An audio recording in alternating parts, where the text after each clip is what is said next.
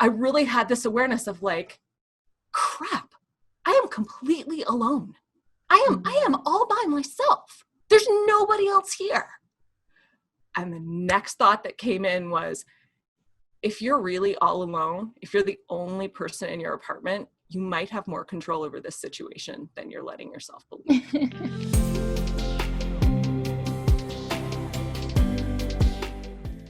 Hey everybody, welcome back to Tales from the Journey. I am Stephanie Zamora, and today I am so excited. We are here with my very dear friend, Diane Whidden. Diane is someone that I was very fortunate to meet during one of the darkest, most challenging parts of my journey, and she has imparted so much kindness and wisdom over the years, and I am so incredibly grateful for just her as a human, who she is as a person. And you may find in this interview, you may not, we'll see where it goes, but we are very similar. We are like the same person in so many ways. So Diane, thank you so much for being here. Yes, thank you so much, Stephanie. I'm so happy to be here with you. Always delighted to talk to you about anything on any day, but also super honored and delighted to be on your podcast. So thanks so much for having me. Yeah, I would love to start with you just sharing a little bit more about yourself and what it is that you do. Cool. Thank you. Well, I'm a business coach, and I'm like a business coach slash clarity coach. So I help people get clear on what they want and get clear on what they're committed to, and try and live life in a bigger way, expand their reach, let their intuition guide them so that they can be happier, more fulfilled by their work. So I'm a business coach, so I definitely like love funnels and money and strategy and all that stuff, but it always has to be guided by an intuitive bent. Always has to be like kind of heart-centered and joy-centered. So that's my work. Yeah, absolutely. And you're so brilliant at it. You're so good at listening and hearing like in between the lines of what people are saying and what's going on deeper. And what I love and hate about Diane is that she always calls me out. Like you can't share anything with Diane without her being like, wait a minute, or like just like lasering in on the one thing that you don't want someone else to call out for you, but it's exactly what you need. So you're so brilliant at what you do. And you've been through so much to get to where you are today. And I know we're going to talk about a couple of different things that have come up in your journey, but take us back and I'll let you pick where you want to start. But like, who was Diane Whidden before everything that you went through? What was life like? What were you like? Oh, I love that question because it reminds me how far I have come. It feels really good. So the Diane Whidden before was very much like the Diane Whidden now, very fun-loving and kind of goofy and a bit of a dork and super compassionate. But the differences were that I was super performer. I know you and I have talked about the chameleon thing. You know, I was very, very good at sort of reading the room. A background of lots of childhood trauma and angst and lots of things, which we may or may not get into, and I may or may not have you edit out. But like just really, I learned at a really young age to read the room and see what other people were doing, and, you know, constantly like taking litmus tests of how do I need to be? First of all, how can I solve your needs and make you okay and support you emotionally? But then like, what's even safe for me to experience and express in this space?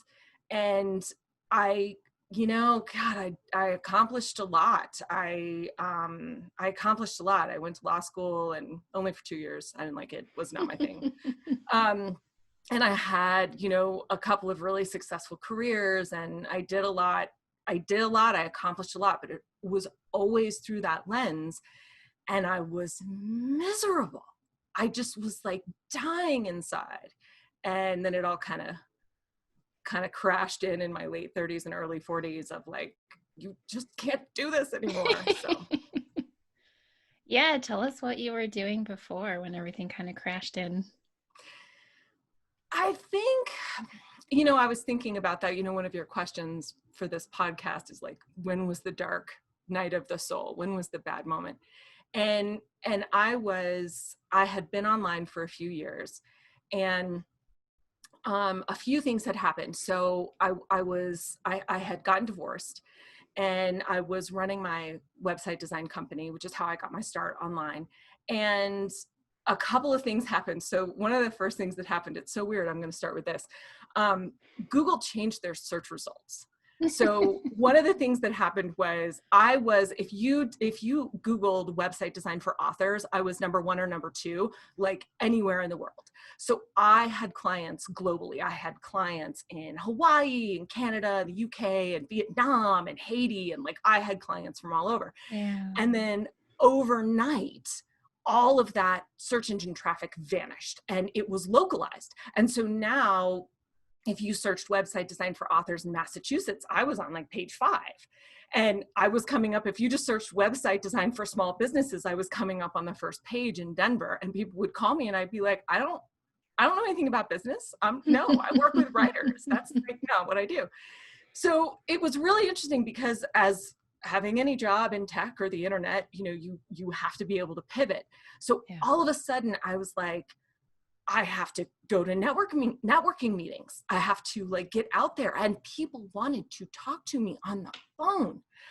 Writers, like, they are so introverted. Writers just want to email you, and they'll email you huge long things, which was perfect for me. I never had to talk to another soul. And like, all of a sudden I'm like, I have to like put on makeup and like be in the world with the 3-dimensional people. And of course, like, unbeknownst to me, that triggered all of my trauma, right? That triggered all my attachment stuff and relationship stuff. And like, it was super hard. So, but I'm doing the best I can with it, and I'm getting out there, but it was such a shift. And at the same time, I had a huge community of people around me in the dance community, pole dance community. And I had a falling out with someone who I thought was like my best friend and family, and lost the support of that community almost overnight. As it turns out, she was really toxic. It was a good thing. As you know, we know when we heal, we go through things, and you hit that exodus where you're like, everybody in my life has to go. I was going through that, but I didn't know enough about healing and self-discovery, and I didn't have enough self-awareness to handle any of that well. So I was thrust into this huge depression. I got extremely suicidal. And my dark night of the soul, I remember I had this one moment where I was sitting on my couch. I'd been on my couch for 3 days. I had no idea what to do. I had no one to call to help me. I was totally alone, felt completely isolated. My business is changing and kind of struggling. Like, I don't know what I'm going to do to survive and be okay. And I had this moment where I lived in downtown Denver at that time. I lived on the 11th floor, which I love that apartment. I have always missed that apartment. It's my favorite place I've ever lived. And I had this beautiful balcony, and I was in this horrible place. And I was like, I could just end it right now. I could just run and jump off that balcony right now and just be done with this whole place. And I, in my mind, I was like, okay, I wasn't a big spiritual person at that time. I didn't spend a lot of time praying or reaching out to anything or anyone. And in that moment, I was like, okay, if you exist, if there's a God or source or universe or whatever, if you're out there, I need some help. I need it right now. I need you to speak up and let me know that I'm going to be okay, that things are working out, that I'm going to survive this, and that things are going to get better. If you were ever going to say anything to me, I want to hear it right now. And there was complete silence. Like, it almost felt like all the energy cleared out of my entire apartment. And it was the funniest thing, because it totally could have launched me into despair and hopelessness, and I could have just ended it all right in that moment. But I really had this awareness of like, crap, I am completely alone. I am all by myself. There's nobody else here. And the next thought that came in was, if you're really all alone, if you're the only person in your apartment, you might have more control over this situation than you're letting yourself believe. Wow. And that was the turning point. That was like, whoa, wait, what? This is my, I can fix this. I can do this. What? And I went and I, got up and like got some food and got some water, and I was like, okay, let's let's turn this ship around. And it definitely didn't happen that year, the next year, the next year, the next year. Definitely, I mean, it's been a journey. But that was the beginning of all of it for me, was that just initial recognition of accountability and freedom. That's the piece that people miss, I think, and that I missed, is that when you really, the more accountability that you take, the more freedom you experience. Yeah. And it's a miracle, right? Like all you can think of is, I want to be free, get me out from under this. But it's only when you like stand up and say, this is who I am, that you really experience that freedom. So that was the beginning of it for me. Yeah, I remember when you first told me that story, and I laughed just the same, because in a dark and twisty way, it's really amusing. Right? like that was exactly what you needed. Like someone else might have needed some like big dramatic godly moment to like kick them into gear, but that's not what you needed. Like you needed that that like deafening silence to be like, oh, wait a minute, like right. paradigm shift. And so I love that so much. And you and I have talked about this, and I would love to hear your thoughts. But for me, like I did a terrible job trying to kill myself when I was like a preteen. I was like 12 or 13, right? Like I took whatever I could find in the medicine cabinet, and I probably took vitamins. Like I don't even know what I took. So my hair was probably glowing for days after, you know? But like I did a terrible job at trying, but the intent was there. And I don't really remember what happened other than going back to my room and feeling that pang of regret that a lot of suicidal people talk about when they have a failed attempt, of like, maybe I don't actually want to leave, but it was like, whatever. And then blackout, I don't remember anything. And I woke up on the trampoline outside with one of the dogs. And I made the choice that like, okay, like I'm going to stay. I am choosing to stay, and I'm going to see this life through until it kills me on its own. And that has been just life-changing, because I still have my dark and twisty moments. You and I talk about that a lot. Like it's still, an aspect of who I am and how I engage with life in the world. It's always there. Like it's always this, I mean, if things get really bad, I can just opt out, but I have made this conscious choice that, okay, I'm going to see it through. And there's so much freedom for me that has come from that. So I'd love for you to share anything related. Oh, I just so much. I relate to that so much. I totally understand that sentiment. And yeah, it's interesting, because even when you talked about it, I heard it too, that there's a sense of freedom and a sense of power, you know, that I'm choosing to stay. Okay, I'm choosing to stay. I'm going to make this work. And that was one of the big things for me, is one of the reasons that moment was the turning point, was it was that, okay, I'm choosing this. And that made me invested in a new way.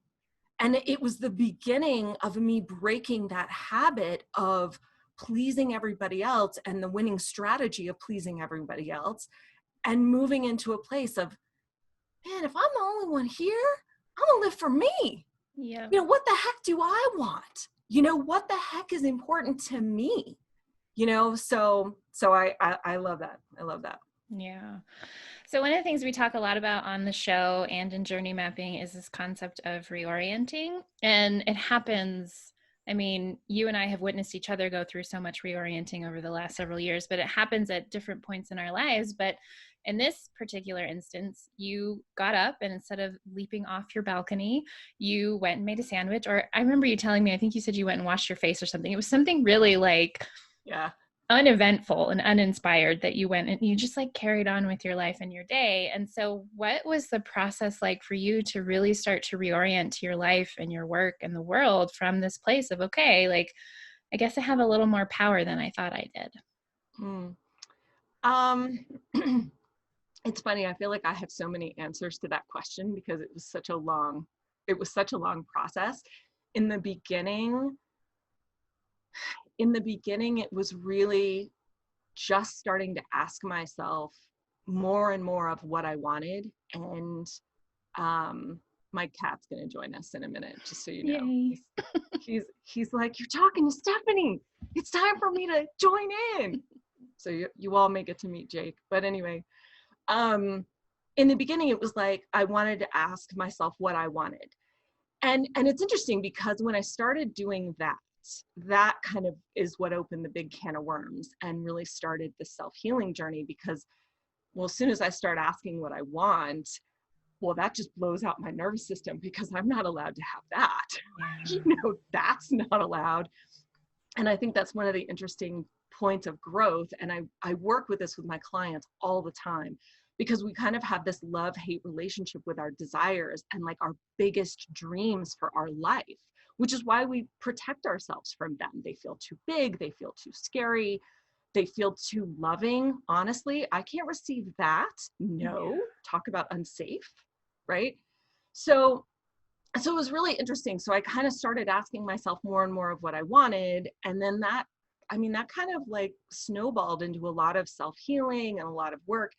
And it was just a few years later that it wasn't really a dark night of the soul, I don't think, because I wasn't as depressed, and I never really got suicidal again after that one decision to stay. But it definitely was a really big moment, because I was like, there's so much going on that I have to unpack and heal, and I didn't know how to handle it. And I ended up taking like a year off of work. I got down to like one client a week. Like that was all I could do. It was very pitiful. And I was sleeping all the time. And what I ended up doing was I read like over 100 books on attachment theory and sexual assault and like all kinds of like stuff that I needed to heal and honestly get back into my body, which I didn't I hadn't yet made the connection about how trauma gets stored in our cells. And it's so interesting to go through something where I'm so grateful for this whole journey, because I can see it now in other people. Something will come to them, they'll get an idea, or they'll have an experience, something really mild, nothing major happening. But when your nervous system overloads, you watch them, their nervous system just overloads, and and they blank out, or they dissociate, or they whatever. And I'm like, I know that feeling, and understanding that so much of the work had to happen in my body, had to happen in my cells. So that's what I spent doing that year. And that was like the other big like reorienting process, was like, wait, where's the ground? Wait, where am I in relationship to the ground, and where are other people? And like, it was such a big deal. And that was, and we've talked about this, that was when I realized I was gay. I mean, I literally didn't know up until that point. And it's so funny because, people ask me all the time, particularly people who've been gay their whole lives, or since they were very young anyway, they'll ask me, they're like, how did you not know? Like really? And there were signs. I mean, granted, there were signs. Like I love Charlie's Angels way too much. Like there were signs. Trust me.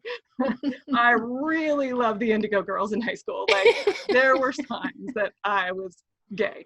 But I didn't know that I was gay, because I didn't know that I liked broccoli. I didn't know that I liked the color blue, or like I had no concept of who I was. And that's one of the main fallouts of childhood trauma, or even being in an oppressed group, that you learn that you are wrong. You're wrong. Whatever you're doing, whatever you're saying, you are wrong. Particularly your happiness is wrong, your satisfaction's wrong, your joy's wrong, but you are wrong. And so you just learn to just deny every single impulse and pack yourself into this nice little presentable package that makes everybody else okay, and makes everything shiny, and like puts everyone at ease. God forbid we have a gay person in the room, because everybody freaks out. I was raised in the Deep South. So like going through that process of healing, and reading all these books on like childhood sexual assault and narcissistic abuse and all of this stuff, I was able to put myself back together and see how much of my life had been sacrificed to the altar of self-abandonment and self-betrayal, and really come back to like, who the heck am I, and what do I want out of this life, and what do I want to create for myself? And that's influenced everything. That's like my work, that's everything, that's changed my whole life. Yeah. And I want to talk about the discovering that you were gay thing because it was so fun. I feel like I met you. We started hanging out very soon after that. And it was so Right. fun and so beautiful to like witness you like really like step in and embrace that. But before we talk about that, um, when you were talking, something just came to mind. Like for me, when I first was introduced to personal growth as a concept, as a thing, it was very accidental and organic. Like I was very into the blogging world before marketing took over, and I would come across things that were personal growth focused. And then I started working at a place where the women I worked with had this huge bookshelf full of personal growth books. And it was very much one of those moments where one just like leapt off the shelf at me and I took it home. And, but what was it like for you? Like, had you already had a relationship to personal growth? Like, how did you discover that there were things you could read about that would help you understand yourself? That's a really good question. It had started earlier. I remember I took an inner kid workshop. Um, I met a guy in a business networking thing, and we were on a retreat together, you know, and we just kind of hit it off. We were partnered together, and I really liked what he had to say. And he probably said a thing or two that like blew my mind at that point. You know, I was like, whoa, like that's what's happening. That's what's at work. And then he said he lived in Colorado too. We met in California, but he was from Denver or North Denver, and he ran these inner kid retreats, these like weekend retreats. And I was like, okay, sure, why not? I'll try it. I'll do anything. I don't care. And I went, and it just changed my whole life, because I was like, wait a minute, I have a separate part of me that is running the show. What? And I have like a child who's a kid who never healed, who's like making all these decisions for me. Well, that would explain why I act like a complete idiot sometimes. That's good for self-awareness. So that was kind of the beginning for me. And it was after that I know I started reaching out more and more to reading books, and like reading books on healing, and reading books. And honestly, it probably coincided, because I think I discovered Diane Poole Heller's work and Stan Tatkin's work right about the time that I was like, okay, everything has to stop while I read this, while I do this and take these classes. Everything else has to stop. This is everything. So yeah, I think that's how it started. Yeah, that's awesome. It's so interesting to me how people fall into the work, because it's different paths for all of us. Yeah. And most of us, it wasn't a part of our like family system growing up, and definitely not education. So, Of course not. What yeah. was the book that fell off the shelf at you? I'm just curious. Jack Canfield's Success Principles. And the first chapter is all about taking 100% personal responsibility. And it just like I had always been pretty good at that. Like if I was late for something, I wouldn't blame traffic. I'd have been like, shoot, I should have left earlier, or checked the traffic report. Right. But it made me stop and go, oh, like what if I ask anytime something happens, what did I do to allow this to happen? And of course, then you get into conversations about how do you choose to respond to things that are outside your control? Because it's not like we're inviting every bad experience in. But at the time, it was like mind blowing for me. And I don't even think I finished the book, but I read a lot of it. And I was like, there's this whole genre of like people writing about things that help you. Like, how cool is that? Where was this? There's programs, there's coaches. Yeah, it was pretty awesome. But I want to talk about you realizing that you were gay, and what that was like for you, and if there was like one moment that it really clicked in, or was it like a series of like maybe, like what was it like for you? That's such a fun question. And you were right there, like right at the beginning. That's when we were hanging out every day and going to Rayback and crying on the couches there. It was such a weird discovery, because I remember I had done enough work and I had explored enough that I was finally starting to get comfortable in my own skin. And first of all, we had to realize we were uncomfortable in our own skin. So we did that That's what first. that feeling is. Right? It's like, oh, okay. And that was one of the things that was so empowering to me about the polyvagal work, was learning that there was a physiological reason for what I was going through. Like that was actually really empowering, because it was like, oh, like there's a reason that my brain just turns off. And there's a reason that, like, you know, you go into that freeze moment, and like understanding that, because you feel powerless. And if you don't know what's going on, I felt stupid. I felt ridiculous. I mean, it was such a great way for me to continue the self-abuse, was like, well, that was a dumb thing to do or say or whatever.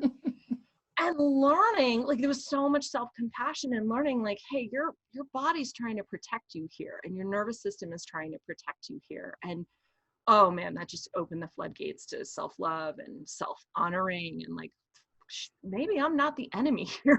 Yeah. That was such a revelation.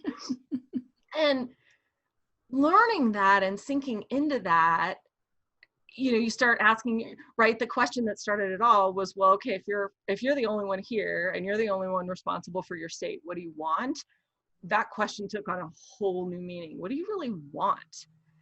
And that, and you know, it was, I think I was watching the first hit to me, I was watching a music video, and I noticed there were 2 men and 2 women in the music video.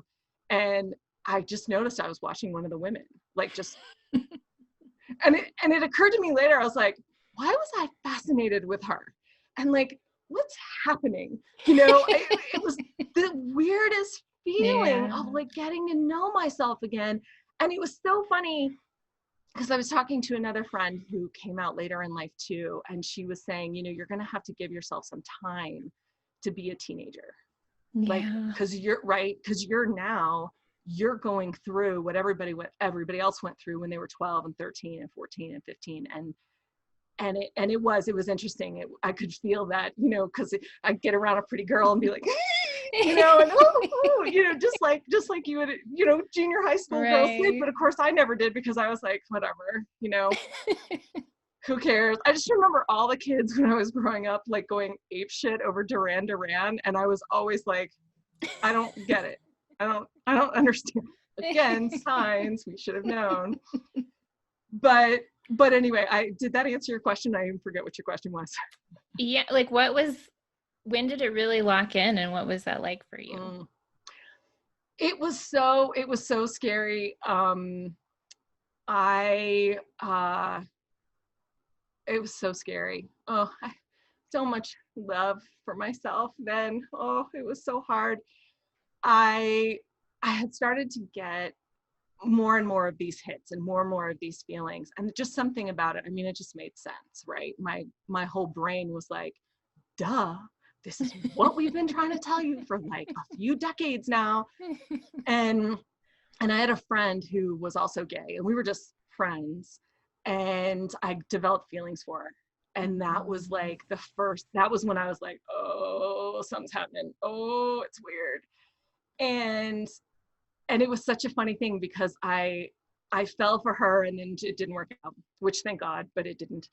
And I remember feeling, after all of that happened, I remember feeling like, what if I'm not gay? What if I'm wrong about all this? Or what if I am gay and I'm going to be alone forever? Who wants to be with a lesbian who came out at 42? Like, that's ridiculous. Oh, it was a whole thing, right? And I remember being up late one night, and I actually Googled the phrase, how to be a lesbian, because I wanted to see if there was like a checklist that I could check off of, okay, I can relax. And I ended up finding this group, a lot of other women who actually came out later in life. And that changed everything for me. It gave me the context I needed. It gave me the validation that I needed. And it was so many other women who were my age and older, walking around in the world acting like teenagers. And I was like, okay, you know, there's a reason I'm going through what I'm going through. And then, you know, of course, it also gave us a context for exploring like the societal reasons that this happens to so many women. And like, you know, there's a whole patriarchy thing we can go into there, and we don't have to, but yeah. So I actually remember it's one of the first times I was at your house, because we had a mutual friend that introduced us, and she was always going over, and so she brought me along, because I was a wreck. I was destroyed. Like, I was just out of my abusive relationship, and I had only just begun to like swallow again. So I was Right. like destroyed. And I remember going to your house and you were in a similar state. Like you wouldn't leave the house, like you were always on the couch in your PJs. And I remember one of the first times being there, you sitting at your little kitchen table, and she was talking about something, and I don't remember how it came up, but you were like, "Oh, I'm just dealing with like, turns out I'm gay." And I was like, "Oh, okay." Like, but I could tell, I remember like you were Right. so ripped apart by just everything that you were going through around that. Like, Yeah. yeah. It was such a big deal. It was like, and it's such a weird thing. I have had so many people ask me, like, how did you not know? And I totally understand that question because it seems so bizarre. But that speaks to the self-betrayal and Yeah. self-abandonment that we can put ourselves through. And I think there are plenty of women who are going through the world going through that, who aren't gay and don't have that big revelation to point to them that something's massively wrong, but they're going through the world succeeding, using my air quotes, by making other people happy and by making everything else okay and by making things work and by, Yeah. you know, peacekeeping or whatever. And yeah, it's just it's such a funny thing. In a way, I'm really grateful to it because it really let me know how much I was hurting myself, up Yeah. until that point. And honoring that now is like, it feels so self-loving. It's like, I'm so proud of being gay and I'm so happy I'm gay and I love that about me. And it's like, it's something I relish now, I appreciate Yeah. it. Yeah.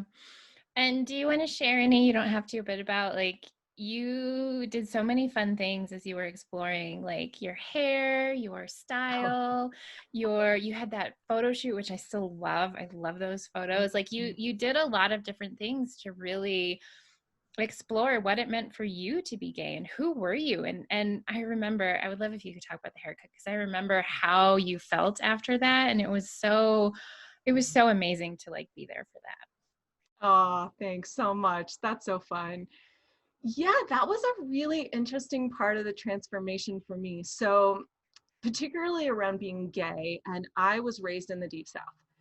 And I mean, Florida, but like the backwoods of Florida.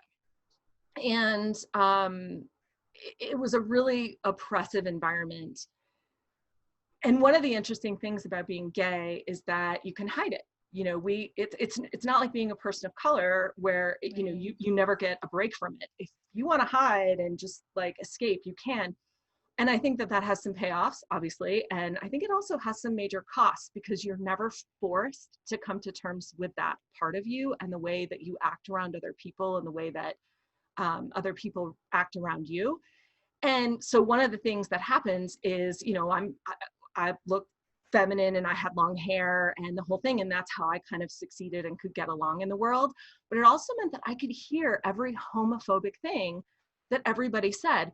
And like, I mean, my sexuality didn't have a chance in that No. environment. Like, there's no way I could have been like, I think girls are cute. Like, there's just you had no Yeah. room to breathe in that environment. So part of what I realized when I went through this whole transformation was that fitting in the way that I looked was a part of my success strategy. It was part of the way that I, survived. So there was a backlash to that. And it was so interesting because I wanted people to know I was gay. And like, I couldn't think of anything short of tattooing a rainbow on my forehead other than like, okay, let's go butch. And I threw out almost all my pink clothing and I cut my hair. And the first thing I did, you were there, I got an undercut and that was just not obvious enough. And so I cut it all off. I cut it all off. Yeah. And those are the pics that are on my site right now. And and it was funny. It was really a journey because I think I had to go to that, that experience. You have to cross the line to figure out where it is Yeah. for So you. you just swing to the other end of the pendulum and then Totally. And I think that's what I was doing. So it felt so good to be seen and recognized as gay because I looked gay and I loved that. And then eventually, you know, like a couple years later, I was like, nah, and I kind of grew it out into like a softer shortcut. And then I, you know, a couple years ago blew out my Achilles tendon and was basically bedridden. And then I was like, okay. And then, so it started to grow out. And then I was like, okay, I'm going to cut it all off again. I'm going to like explore something new. And then COVID hit. And I'm like, okay, we're just going to grow it out. So, and it's getting kind of long now. So we'll see what happens. But I do want to be seen as gay. I would love it if I was recognized as gay all the time. But I'm not finding that I need to, you know, cut my hair again as much or like dress super butch. It's probably not me. And that's another piece. I'll say a little more on this because it was really powerful. Like, it's such an interesting thing to explore how you want to present yourself to the world for you. That was another piece that was so transformational because, you know, I had only dressed to make other people happy. I had only ever dressed to be cute and kind of in a suit. And I, you know, I'm kind of cute and I'm a little chubby and I'm like, you know, I'm just so pleasing and realizing that like, but wait, how do I want to dress for me? Like that was even the awareness that I could do that was such a revelation. How do I want to dress for me? And how do I want to present myself? And how do I dress if it's about pleasing and adorning myself instead of, you know, dressing to make other people happy or comfortable? So that was a journey too. Still a journey. Honestly, my relationship with clothes is still, we're still making friends.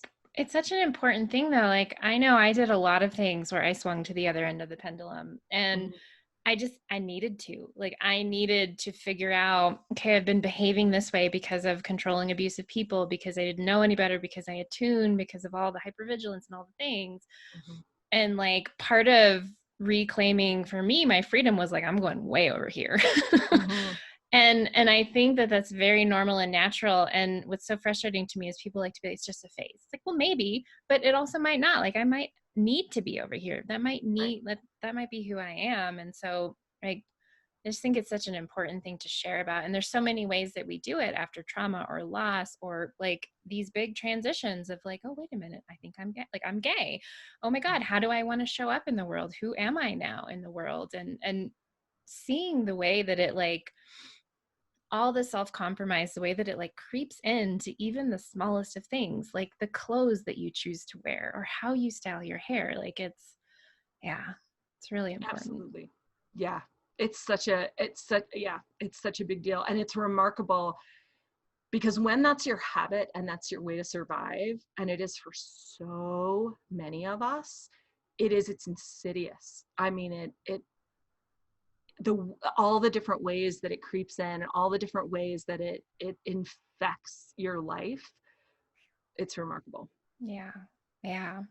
So we've talked about like your personal transformation and journey. What was your work doing throughout all of this? How is your work like reflecting what you were going through? Oh, that's such a good question. You know, it's funny, you know, if you're an entrepreneur or a freelancer, you know, your business is you. Like because you don't get to take sick days. If there's something that needs to get done, it has to get done. And that's one of the reasons I love business. And one of the reasons I'm a business coach and I love working with entrepreneurs is because it's absolutely ruthless. You know, it's absolutely like there's nowhere to hide. You don't get to pass the buck. If there's something in your business that isn't working or isn't making you happy, you have to go inside. It's calling you to be bigger and expand. But that's also why it's pain. It's very annoying. So of course my business went up and down as I was going through all of this.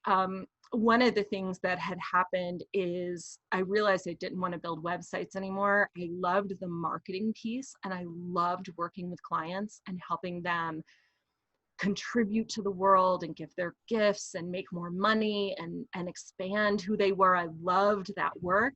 But just the website design model was too limiting. So after I had the suicidal episode a couple years later, but before I went into the I'm gay, dark night of the soul, I started coaching, and I was like, okay, I'm going to get rid of the website design business. I'm going to sell it and not be a part of it anymore. And I'm just going to coach and consult. And I think honestly that a lot of that is what prompted the next level of exploration, because I really, really loved it. But I was struggling to do it in a way that was fun for me. I was struggling to do it in a way that was actually supportive to me, because there was still a huge part of me that was trying to people please. Yeah. And, you know, I had to go through that whole self-awareness piece and learning who I was and learning I was gay and learning, like, you know, I like broccoli and I want to eat eggs every day. And like, I want to nap sometime in the afternoon, and like really coming home to myself. And man, it was not until I did that that I learned how to say no in a big way. Like, because you can't say no if you don't know who you are. That's the whole point, is that you're the yes person. You know, you're the yes who solves everyone's problems. You don't say no. You don't have needs. Oh, it's a whole, whoo. Oh, I feel it get on me. Just that whole identity, man. It's just, whoo, it's right here. And I learned to make friends with anger. Like, anger is such a great emotion. I have such a hard time with the spiritual bypassing like habit that is like, oh, I don't get angry. And I'm like, so you feel hopeless all the time? Great. I hope that's working Good for you. for you. Right? Because anger is what lifts us out of hopelessness. Like, if you're angry or you want to be angry, I guarantee you've got a good reason for it. Doesn't mean you need to run around like, you know, in your road rage and like flicking people off and stuff. Doesn't mean you need to get it all out into the world, although sometimes you have to do that too. No judgment. But yeah, like, anger is such a valid thing. And so I was learning how to say no to clients, and I was learning how to have boundaries with clients and boundaries with my schedule. Oh my God, it's such a big thing. Being like your schedule's bitch is like one of the biggest forms of toxicity in our businesses. Oh, I overwork, I work all the time, I work on weekends, that kind of crap, that went by the wayside. And slowly, I as I put more pieces of myself back together, I put more pieces of my business back together. And then again, you know, I know COVID has been so hard for so many people, but in a way it was such a blessing to me. I really wanted to move my business completely online. I wanted to move into a teaching model. I wanted to serve more people instead of just working with clients one-on-one. And COVID really forced me to do that. And I'm really excited about what I'm doing now. I'm really excited about what's next. I think 2021 is going to be a good year. Yeah. Tell us about what it is you're doing. Tell us about your program. Oh, cool. Thanks. So my program is Get Clear, which you and I have talked about ad nauseum, but I will tell you again anyway for the podcast. So it's Get Clear, and it's so funny because it's based on everything we've talked about in this whole episode, because it's what you said about me at the very beginning of this podcast is so true. I love truth. You know, I love truth. I love brutal honesty. And it's because I had to fight so hard for my own clarity of thinking that I really appreciated in other people. And I am very good at seeing it. I can smell incongruence a mile away, which makes me perfect for branding work. You know, like so much of brand work is energy work. I know you know this. Right? Like, because it's all about seeing incongruence, about how people are showing up in ways that are not them. And here's the thing, here's why this is so important in business. When you show up in a way that is not authentic to who you are, it is impossible to be a beacon to your right people. You're invisible, right?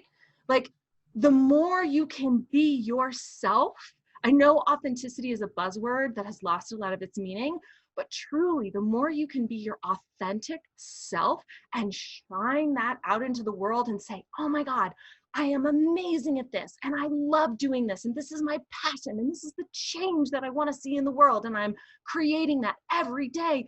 Don't you want to come along? Like, if you need this, like, doesn't this sound great to you? Don't you want to give me money so that you can have this? Like, that's what marketing and sales can become when we're being more of who we are. And it's really hard to get in touch with that place if you're obeying other people's rules and doing what other people tell you you should do in your business and all that crap. So my course, it's a 6-week course, and it's designed specifically to get you in touch with what is most important to you and what you love about your work, and give you the language to talk about it so that it's magnetic to your right people, and really guide you through a self-awareness process, a process that's designed to get you to know who you really are and what your gifts are and who needs it. And so that you can start to make changes in your business, so that you can just stop Yeah. doing what everybody else tells you to do. You know, one of my tenets of my work is that you are your own best business coach. You know, at the end of the day, it was a sobering moment for me to realize that people really weren't paying me for information. Because I thought that, like, people paid me, and I was like, let me tell you about all the marketing things. I have all the funnels and sales scripts. Oh my God, I'll give you everything. And I would fire hose people with information. And it was a little bit of a problem when I would talk to people, and they would be like, but I kind of really want to do this. And I'm like, well, that sounds good, but that breaks all the rules.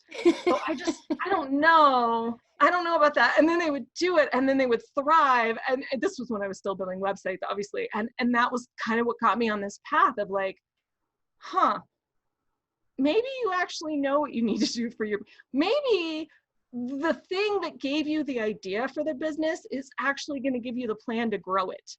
Maybe you don't need all my script. I'm here, if you need them. Right. But like, what if my job is to just, like you said, listen for truth and listen for incongruence and listen to where you're lying to yourself and listen to where you're not being honest about who you are, and listen to where you're not believing in yourself, and where you're saying, oh my God, I really want this big, awesome thing, but I can't take weekends off. I can't only work 2 hours a day. I can't like start my own podcast. I can't apply for that position or do this thing or work with that client. Like let's unearth some of those beliefs, because I guarantee you that what's under that is your path to your best life. So that's my work. Yeah. Something that I love about your work and what you've created, and actually I haven't had anyone talk about this on the show yet, but is because I'm not happy that you had trauma, but you had a lot of trauma in your childhood, and that impacted you obviously in all the ways we've talked about. But one of the things that it has done is allowed your work to be trauma informed. And there is not enough trauma informed work out there, let alone trauma informed coaches.